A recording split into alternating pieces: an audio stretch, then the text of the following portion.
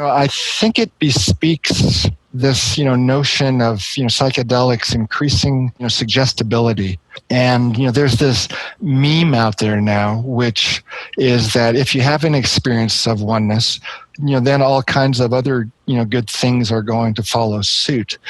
If, the goal of, psychedelic, therapy or, psychedelic spirituality is, limited to only one type of experience, I think we're losing out on investigating, some very interesting material, which isn't, necessarily, subsumed under oneness. Namaste.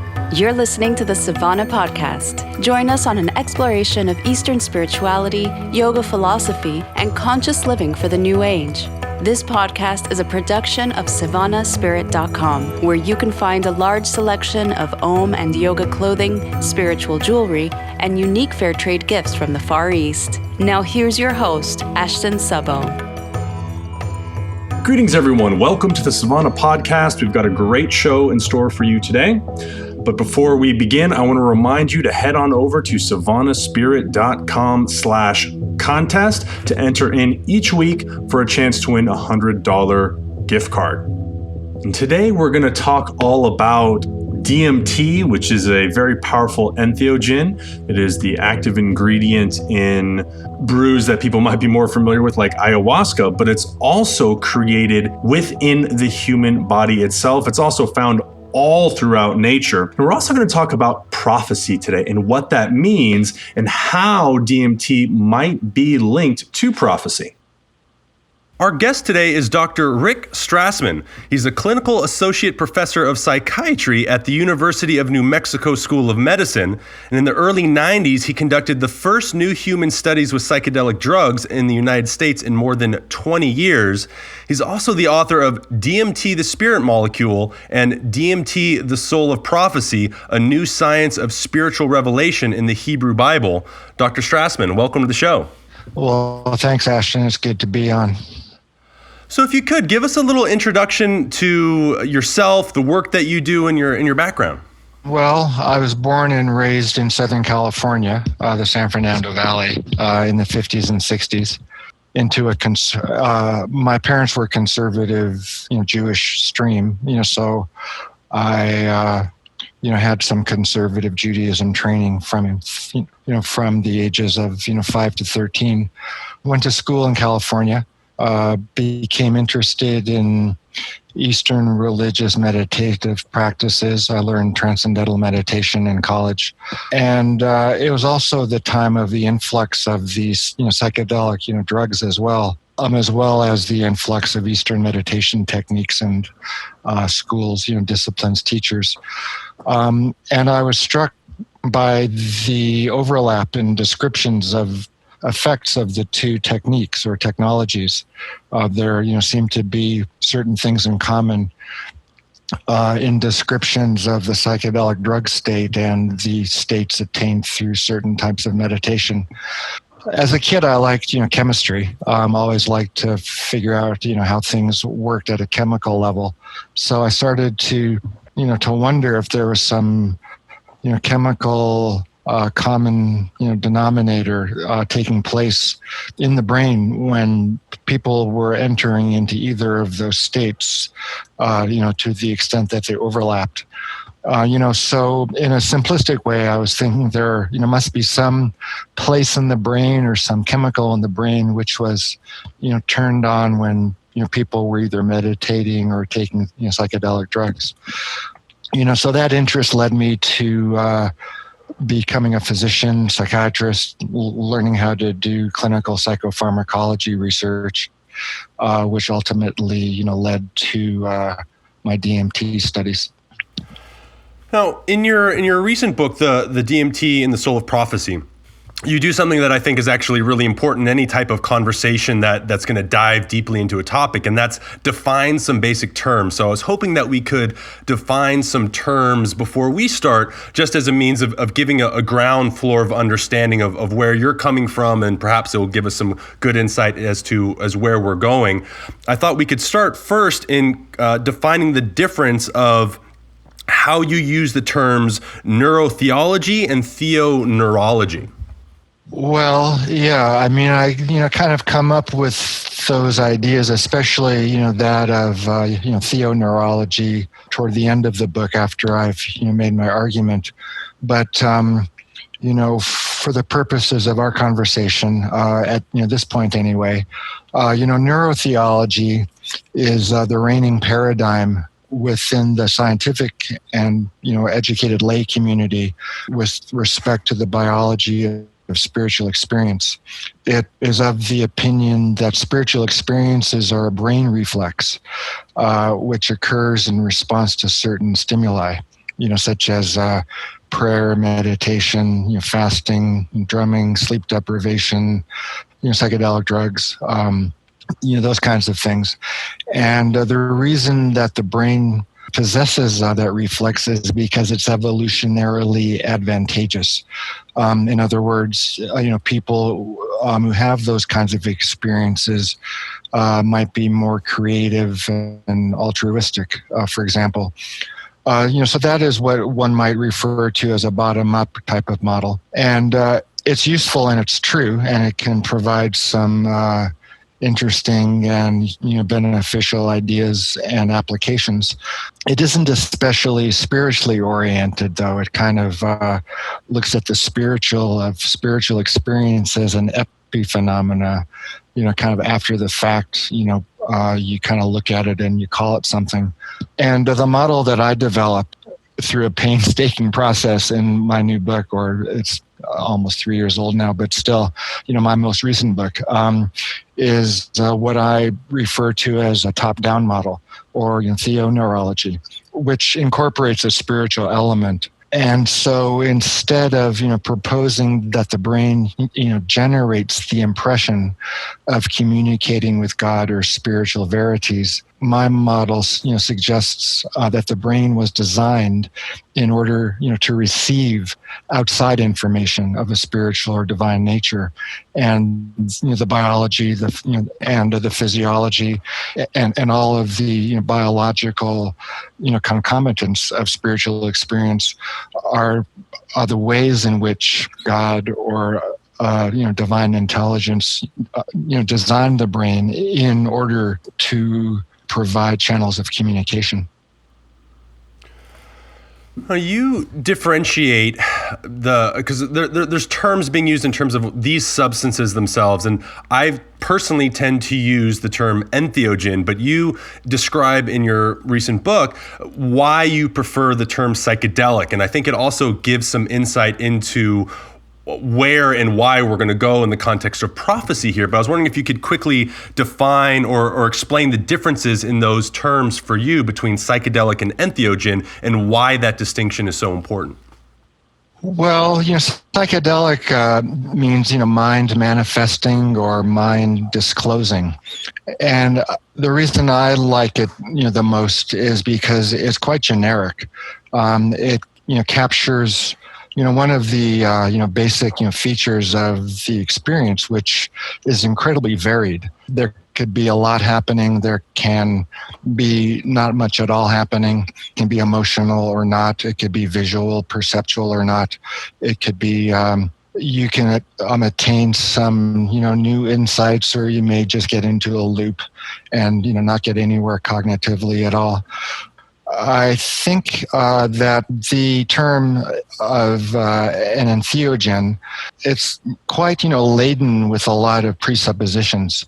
It means, generating, the divine within, theos, or, God, actually. So if you're an atheist, would you want to take an entheogen? It also proposes, that the experience is generated from within, as opposed to the experience of an external, force or objects or, processes impinging on us from the outside.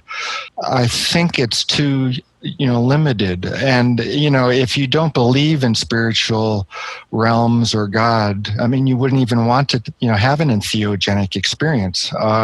If you're a strict, one rhetorical question I like to ask is, would Richard Dawkins want to take an entheogen? And, probably not, but would Richard Dawkins want to take a psychedelic? And I think that, chances would be greater in that case. You use a saying in your book a lot that I really appreciate and love, and I believe it's a quote from Dr. Friedman saying, "If so, so what?" And that comes up a lot in the book. It comes up a lot just in my overall life of like, okay, this is great, but so what? I kind of want to start with this idea that, because you say in your book, religious experience is good for your health, good for society, and good for the species. I'd love to start there in the sense of, why do you feel that the religious experience is so good across the board? Well, that's proposition of the bottom up model, the neurotheology model. That isn't necessarily my point of view. And in some ways, the religious experience is not good for let's say an individual person, even a particular society at a particular time. It may not even be good for the species overall if the cosmic design of things is that humans only exist for a limited period of time. I think when you're looking at spiritual experience as a evolutionarily advantageous brain reflex, that's when you start to kind of pigeonhole God, as it were, and think that anything that we experience in a spiritual state is useful, and then we look for ways in which that's the case, such as altruism, being more creative, more empathic, those kinds of things. If you look at the prophetic vocation in the Hebrew Bible, usually it's unbidden. People that experience the prophetic state aren't happy with being chosen to communicate the information that is downloaded to them in that state, as opposed to it being good news or better way to raise your family or to pray or to interact in the marketplace. And some of the verbal content of the prophetic experience goes counter to what we consider beneficial pursuits, or maybe even they don't make any sense at all. So when we look at the top to bottom, soup to nuts, content of the religious experience, I think it is difficult to say that it is necessarily good for us. It may not be. You obviously emphasize prophecy a lot, in particular in the new book, and it's something I definitely want to explore in our chat today. Well, to you, what's the importance of including prophecy within the spiritual experience? Because that's not, when we look at kind of the New Age movement, even within yoga, prophecy isn't so much a part of the context there, but it very much is within the Hebrew Bible and other places. So I was wondering if we could talk a little bit about the importance of prophecy within that. Yeah. Well, I think, first of all, it's important, to define, my version of, prophecy. Most, people think of, prophecy as predicting or foretelling the future. But, that is, more of an artifact of the Greek translation of the Hebrew word for prophet. The Hebrew word for prophet is Navi, N-A-V-I. Transliterated anyway. And it comes, from a root, a Hebrew root, which refers to interpreting or speaking or translating or being an intermediary between either people or between God and people. It could also mean being elevated or even bubbling up. But the Greeks who, did the first translation of the Hebrew Bible, the Septuagint, they translated, Navi as prophetes, which means to see ahead or to speak ahead. And it is a result of the Greek emphasis on, divination as one of the major purposes of spiritual states, being able to predict the future. I think, that's one of the really great examples of any translation being an interpretation at the same time. If you did a strict translation of the Hebrew word for prophet, it wouldn't really have anything at all to do with prediction. Sometimes there are foretellings in the speeches of some of the figures in the Hebrew Bible who are called prophets, but often not. Oftentimes those prophecies or predictions don't actually come true. The main thing, or the main criterion in describing a prophetic state or a prophetic experience which somebody undergoes in the Hebrew Bible is any spiritual experience, anything which can be called spiritual. It could be visions, it can be voices, it can be exaltation, inspiration. It can include prediction, but not necessarily. It is mostly considered the hallmark of what are called the canonical prophets, like Isaiah and Jeremiah and Ezekiel. But there were many figures in the Hebrew Bible who experienced prophetic states. They spoke to angels, they spoke to God, they had dreams that came true. Some of those figures don't have any names. Some of them are just kind of Joe Blow, soldiers from another conquering army. So it's a huge spectrum of experience, which occurred in Abraham, who's not usually considered a prophet. Jacob, Isaac, they're not usually considered prophets, but they had fulsome communications with angels and with God. So one of the reasons that I became interested in the Hebrew Bible's notion of prophetic experience was because of the results of my DMT study. I was expecting, people to have the more, traditional enlightenment experience or the mystical state, unitive, ego-dissolving white light, no form, no content, no physical experiences, the dissolving of the ego, those kinds of things. But instead, almost everybody had a very strong sense of self. They knew what was going on. They could interact with the contents of the state, ask questions, receive answers, as opposed, to the state brought on by DMT being one of emptiness, which is one of, the hallmarks of a Kensho or Buddhist enlightenment experience. It was anything, but empty. It was quite, full. And it was quite, full of information. The volunteers really had to struggle to extract the information from that state and weren't able to all that well. When I was looking for an alternative spiritual model to that of the unitive white light, ego-dissolving kind of Eastern religious paradigm, I turned to the Hebrew Bible, which described states of consciousness quite similar to those described by my DMT volunteers. But even more interesting, was the verbal content which the prophetic figures were able to extract from their experiences.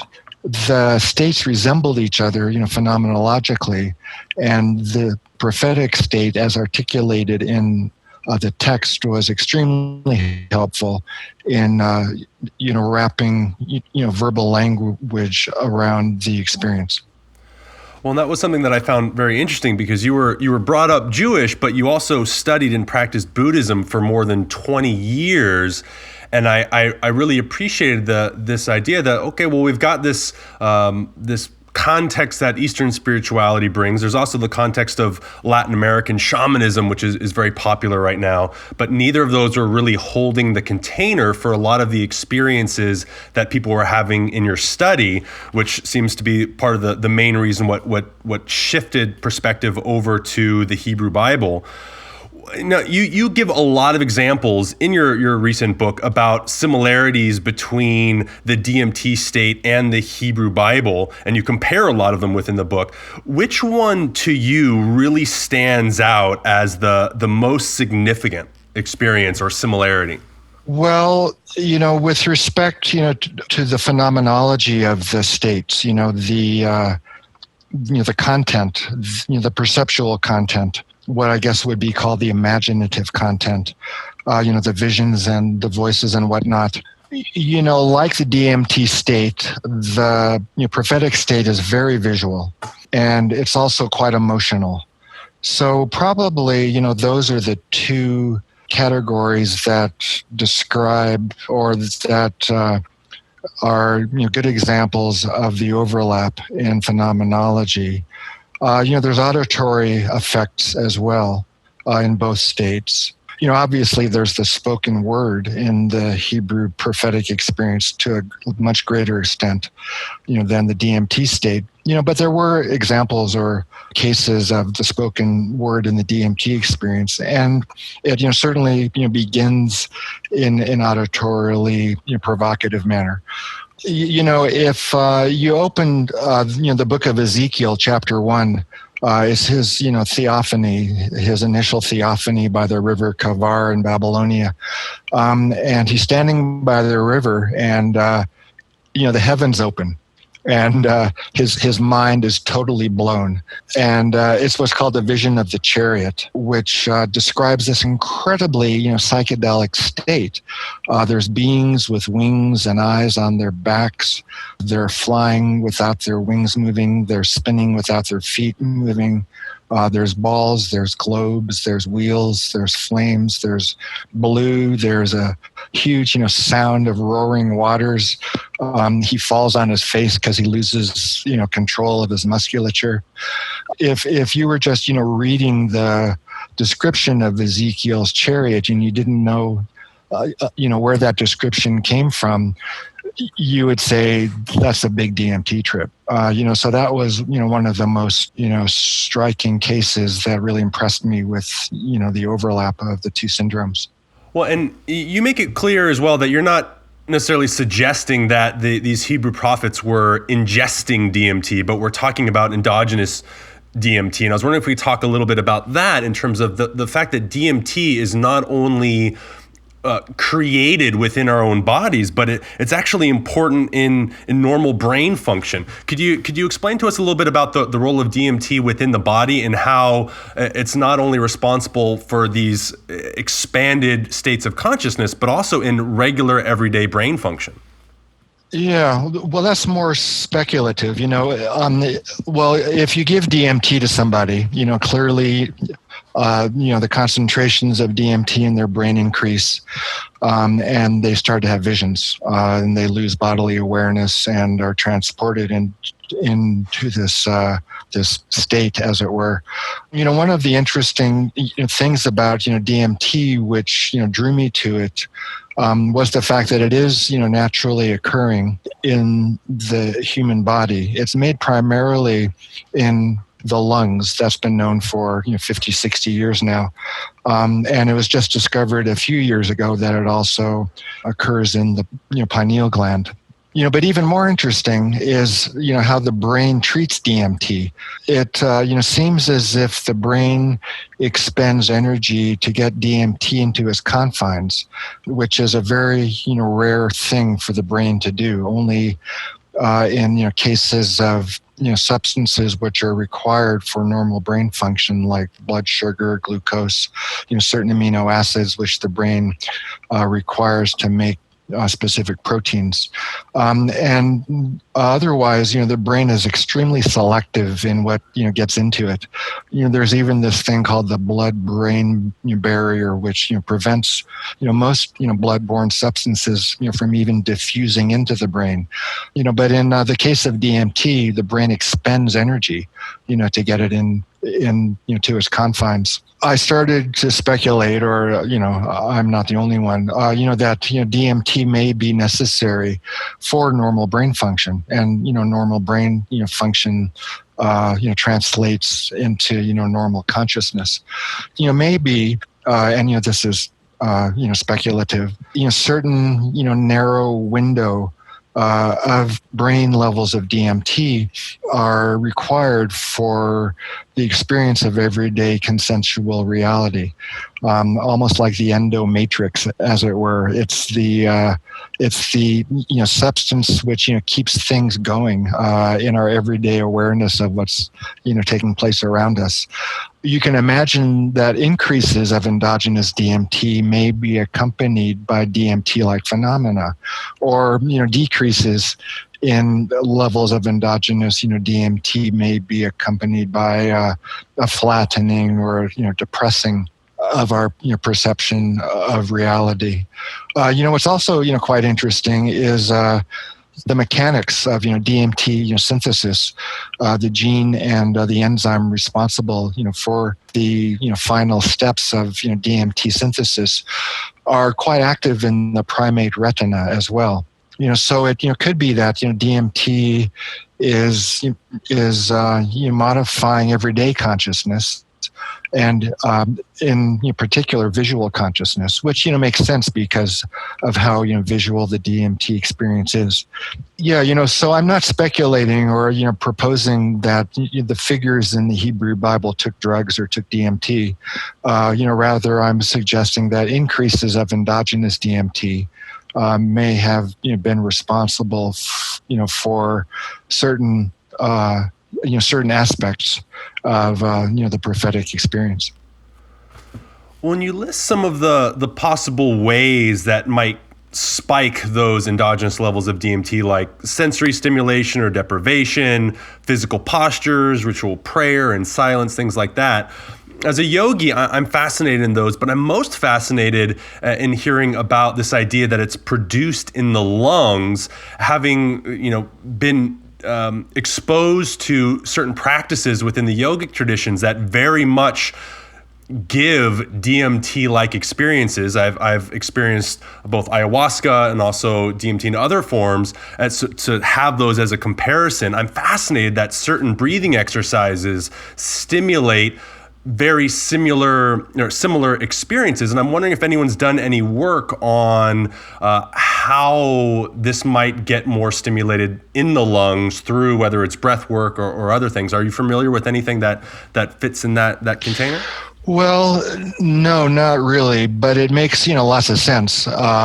Descriptions like yours are pretty consistent with breathing exercises, meditation, causing DMT-like phenomena. So to the extent that those states, resemble each other, kind of going back to my, college ideas, it makes, sense. That there's some common biology which is underpinning them both. Concentrations of DMT in body fluids are extremely low, like in the trillionths of a gram per milliliter. So we still don't quite have the technology to be able to measure levels of DMT, baseline levels, or even stimulated levels if such occur. I think what is going to end up being the case is we're going to need to look at the activation of the gene, which is responsible for the enzyme which catalyzes DMT synthesis. If the gene in the lung or other parts of the body is turned on in response to certain spiritual practices, then that would nail the theory. Like along those lines, I speculated in my first book about the relationship of naturally occurring DMT to the dying process. To the extent that the near-death state resembles that brought on by DMT, you could imagine that levels of DMT in the brain would rise in the dying organism. And, that's been, quite hard to determine. But, there are some, data which are going to be coming out of a lab in Ann Arbor, Michigan at the University of Michigan, which are, going to be addressing that issue. In other words, there is, some evidence of increased activity of the, DMT synthetic machinery in the brain of dying rats. So I think once those data come out, there's going to be a lot more interest in looking at the the activity of the DMT system in humans. Do you feel like the scientific community is starting to shift now in its approach to psychedelics, or has it always been there and it's been more of a government regulation thing? Where do you see, or do you see a shift happening in our modern times around these types of substances? Well, I mean, that's a very complicated question, and we could talk about it for hours. But the first pass I will make at answering it is there is a lot of interest now in human psychedelic research, and that's been mostly a confirmation and extension of older studies that took place before these drugs were scheduled in 1970. There was always interest in these drugs even after they were scheduled and you couldn't do human studies. There were quite a few animal studies which continued and helped us understand serotonin receptors, the development of antidepressants and antipsychotic agents, mostly around trying to understand the mechanism of action of LSD and other psychedelics. So even though human studies ended, animal basic pharmacology research continued. My study, which took place in the first half of the 90s, was it was a basic, dose response, psychopharmacology study. It was about as, simple a study as could possibly be designed. But, one of the main, goals that I had was to establish a, mechanism within the government and the scientific community, to do human studies again, after, such a long hiatus. So as a result of our work and, getting the paperwork and the paper trail and the regulatory agencies, back online, other studies have, followed suit. And, those are understanding how these, substances affect the brain, brain imaging studies, EEGs, pharmacology kind of work, therapy work, for the addictions, for OCD, for the anguish of the terminally ill, for substance abuse, alcoholism, and, cigarettes, and even, what would be called, clinical spirituality. That, work, is going on at Hopkins in Baltimore, and it ties in to thinking about the therapeutic utility of these drugs in an interesting kind of way. The current thinking is if you have an experience of oneness, that's kind of the buzzword now. If you take psilocybin in a controlled environment, and you have an experience of what they call, oneness, then that is the curative, factor.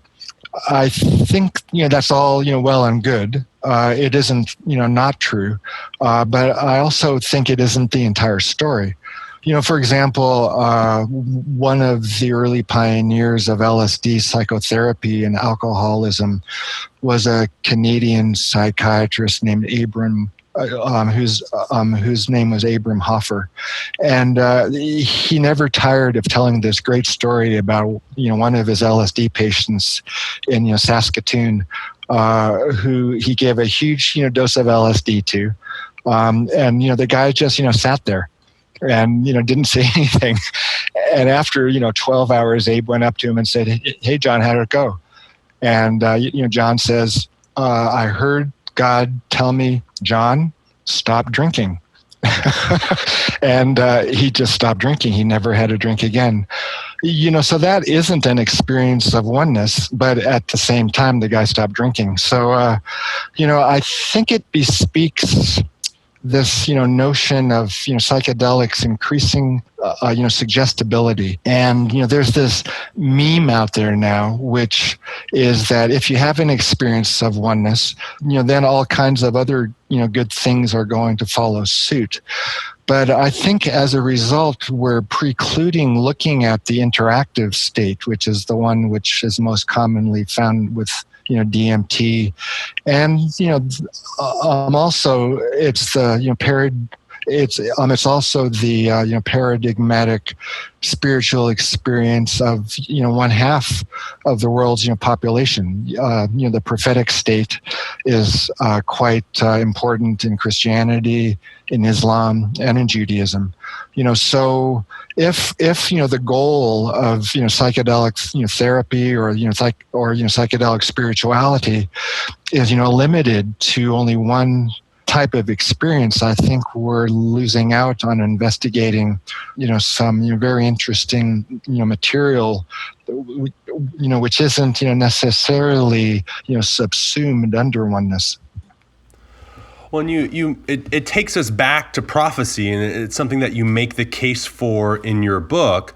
But perhaps we can expand on that a little bit to say, why do you think that the prophecy element is so important in our modern day? Well, if you look at the message of the prophets, it's quite relevant. It looks at our relationships with the outside world, with nature, with our fellow, and it also is focused on the proper relationship with the spiritual world. And this information is written out. The prophetic experience is a verbal experience by and large. There's visions and there's voices, there's angels, there's all kinds of manifestations, but those things are there in order to communicate a message, and that is a verbal message. So as opposed, let's say, to the Buddhist enlightenment state, the Buddha, meditated and he had an experience of emptiness. And then he returned and started to teach, and the teachings were kind of after the fact in a way. It wasn't as if in that empty state he received content regarding don't move the boundary of your neighbor without checking with them, don't charge interest to your fellow, don't afflict the convert, make certain to look after the widow and the orphan. Those all came, kind of after the fact. The Buddha was a highly developed individual with a particular kind of experience. He looked around, his students came to him with questions, and he responded. But in the prophetic experience, you're spoken to, as part and parcel.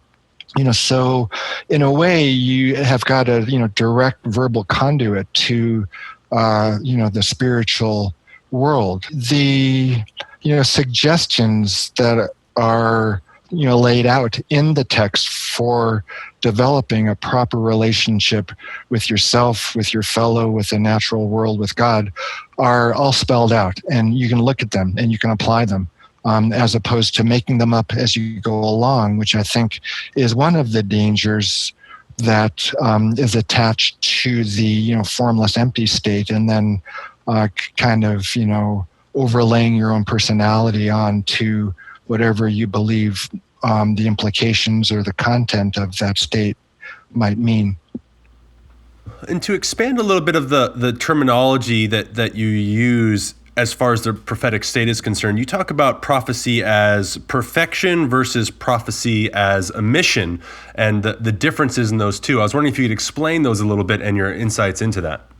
That points to the issue of the mechanisms of how one experiences the prophetic state. And there's kind of dichotomy, but it may be more apparent than real.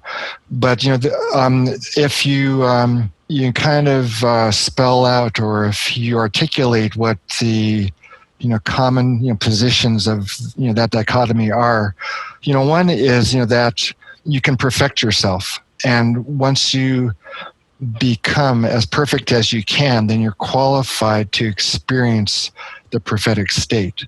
And you perfect yourself in a way which is spelled out by the medievalists. You perfect your intellect through study of secular topics like grammar, math, philosophy, natural science, and you also perfect your behavior through cultivating virtues and eliminating your vices. You also are born with a brain, which is the location of the mechanisms which are responsible for the phenomenology of the prophetic state. So if you can perfect your intellect through training, and if you're born with a perfect brain and you don't damage your brain, then you are qualified to become a prophet. The other school of thought is that prophecy is bestowed. You can be a complete schlemiel, but if the situation calls for it, God will perfect you, and you'll be able to speak to the community and relay God's information to them in order for them to improve themselves, to give hope, to suggest repentance, those kinds of things. There are quite a few people that experience prophecy, who didn't have a mission. For example, Samson's mother encountered a divine angel who spoke to her 3 times and described that the child she was going to give birth was going to be Samson, and this is how you raise him, and this is what you do during your pregnancy. So she really didn't have a mission. She didn't go around teaching or speaking to the masses at all. On the other hand, there were people like Isaiah who spoke and preached. And also there are plenty of people who perfect themselves but still never attain to prophetic experience. I think it's some compromise, function between those two models. If you perfect yourself, to the extent that you can, in combination with a need, then one is bestowed, by God, the prophetic experience. So God is the, final arbiter of whether or not one attains, prophecy. And it is, probably, believed that it is more likely that one would attain the prophetic state through perfecting oneself. On the other hand, if you read the text, carefully, almost none of the people who experienced the prophetic state wanted it. In the early chapters of Exodus, Moses is, chosen by God, to be his prophet and to lead the Hebrews out of Egypt. And he just whines. He says, not me, not me. How about my brother? I've got a speech defect. Pharaoh is not going to listen to me. The Hebrews won't listen to me. So God gets, pissed off, finally, and says, stop arguing. You're going to be my prophet. If you're afraid of how you speak, Aaron can speak for you, your brother. But, stop complaining. So if you look at that and compare it to the story of, Baruch, who is Jeremiah's assistant, Baruch is, doing everything he can to be a prophet. Everything possible. He's, an incredibly, dutiful attendant to Jeremiah. And he studies and he prays and he's, perfecting himself. And at a certain point, he's complaining to Jeremiah and I guess, to God indirectly saying, why am I not a prophet yet? And so God speaks through Jeremiah to Baruch and he says, you're asking too much. You can work as hard as you want, but I'm the one who determines who's a prophet or not. In a way, it bespeaks the incomprehensibility of the spiritual, world in general and of God in particular. It is quite, tempting to, want to make, God answerable to us, but that, certainly isn't, the way things work. I mean, all of us are, born without our, voluntary consent. We all die without wanting to, or, most of us do. I was just, reading about a Hasidic rabbi the other day, and he said, any comprehensible God isn't a God I'm interested in. So there, needs to be, there needs to remain the incomprehensibility element for, God to remain God. So taking everything kind of back full circle again, and it's that idea that you emphasize multiple times in your book of if so, so what?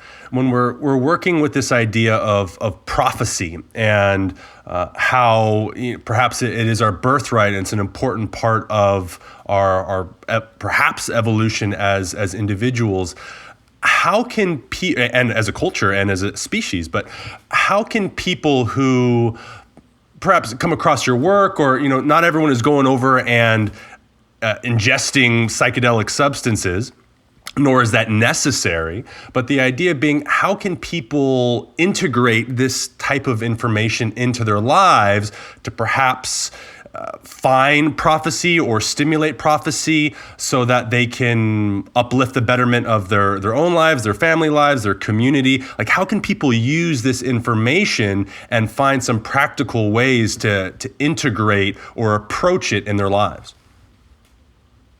Well, there's a lot of ways. I was, led to the whole, field of, prophecy through my research with, psychedelics. But I think anybody with spiritual strivings could also kind of end up in the same, or, could end up at the same door. Well, it's interesting. The rabbis around the, late, second, temple period, maybe like 100 years before the Common Era, even around the Common Era, declared an end, to prophecy. But, I think that's a little hard to, countenance, because, they, continued to have, prophetic experiences. The Hasidic movement is quite prophetic in its, characterization of, visions and ecstasy and transport and whatnot. But it didn't really stay in the mainstream of, normative rabbinic, Judaism. Kind of, situated itself, more at the periphery. And, there are a number of reasons that may have, taken place. So I think that we still can approach the prophetic experience or the, or the prophetic state. Well, so one way, there's a number of ways, but, one way, and, one way that I have, found most reliable is to, delve into the Hebrew Bible.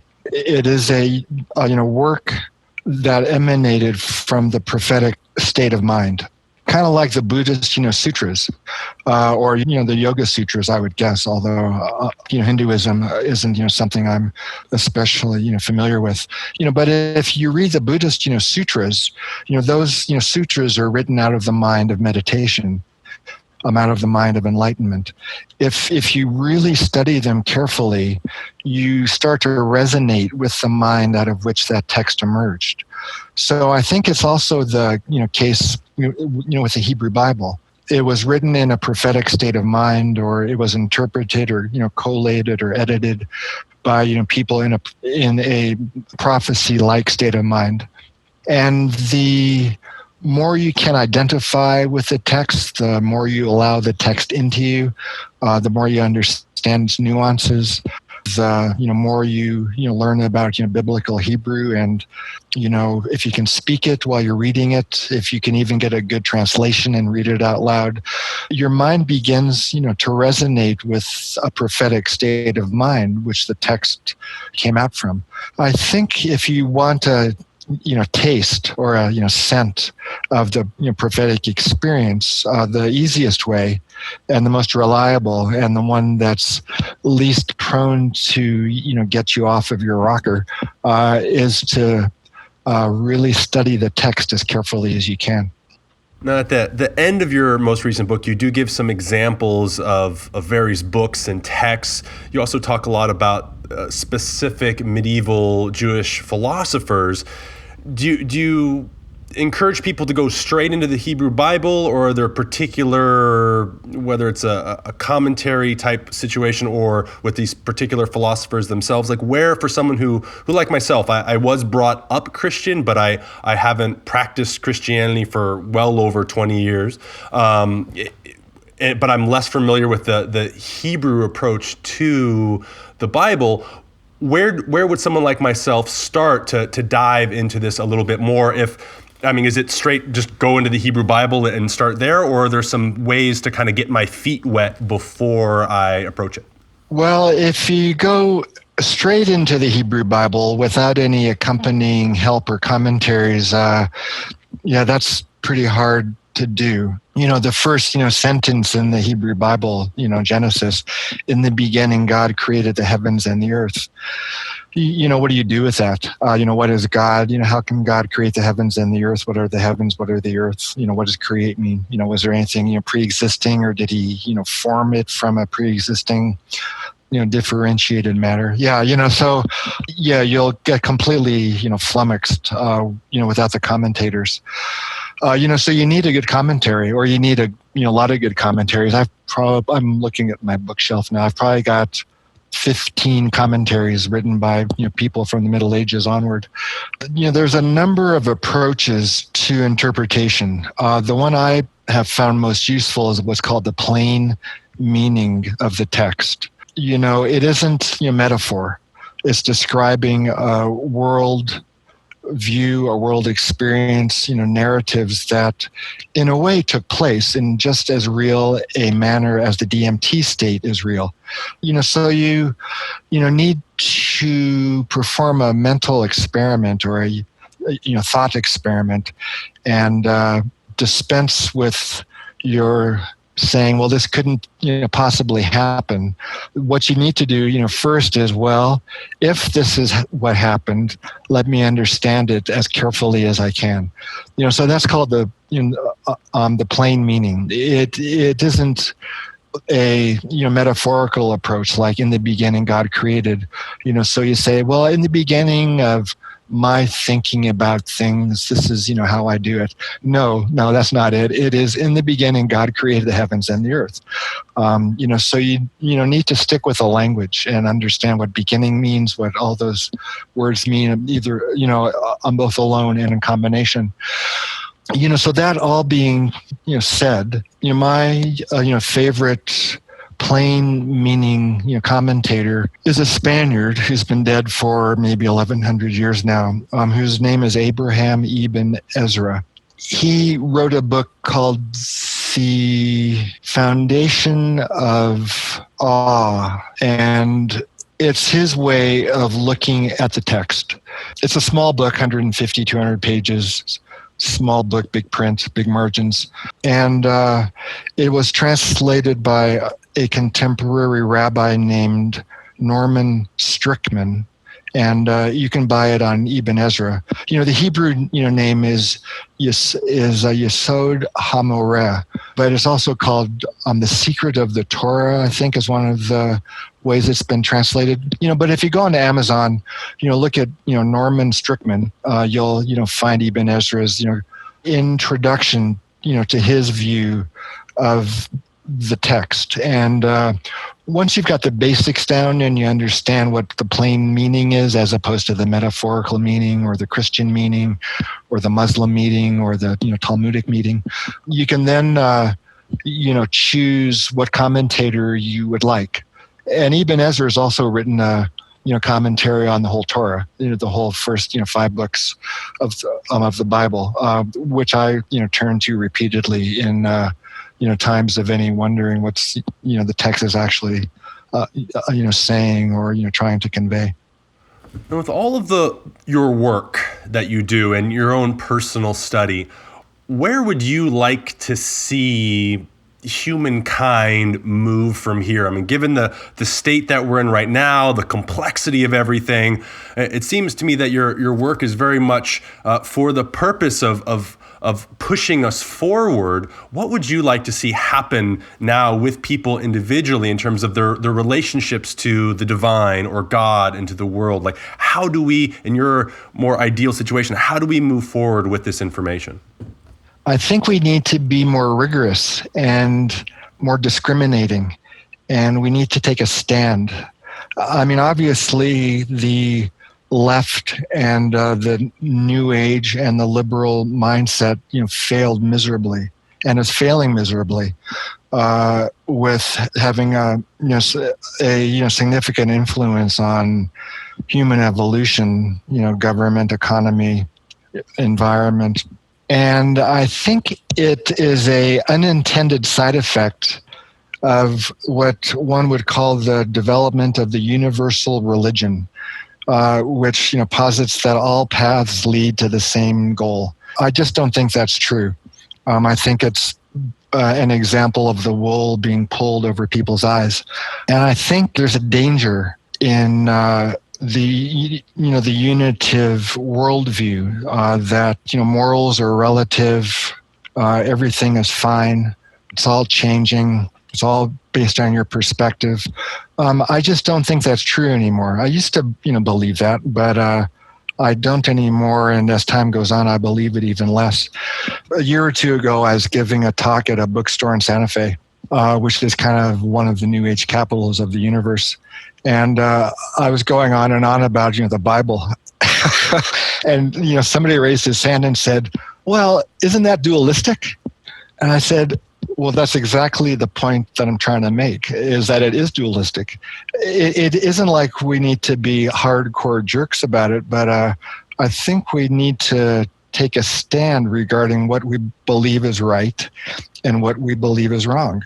One of the ways in which that can take place, at least in my slightly strange worldview, is through looking at a text which is the foundational spiritual text of 1.5, 2 billion people, and glean some ideas regarding what is right and what is wrong. Take from that certain perspectives which we can then apply. Like, for example, one of the suggestions in the text is to take care of the orphan and the widow.